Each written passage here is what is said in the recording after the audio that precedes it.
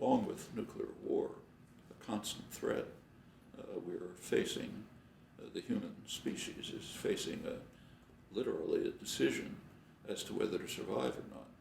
It's never happened in human history, but we're now facing it because of environmental catastrophe, which is a consequence of the failure of market-based economic systems to consider what are called externalities, effects on others when you carry out a transaction, which is destroying the environment, consequence of industrialization, basically. We have to face the question, are we going to control it or not? If we don't, we're finished. Now, there was a conference in Paris last December which reached some sorts of agreements. I mean, not nowhere near enough, but at least something.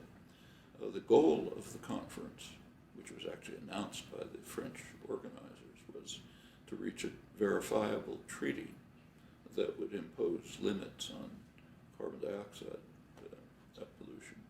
They couldn't, and there was a very simple reason.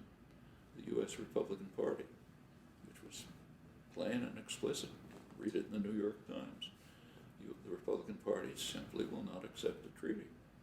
And in fact, every Republican candidate now is a climate change denier, or he says, don't do anything about it.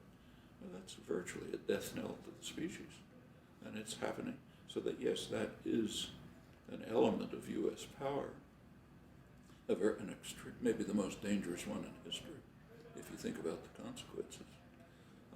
I'm talking about the harmful side. You can find things that are worth doing, but the dangers and the threats of enormous power have always been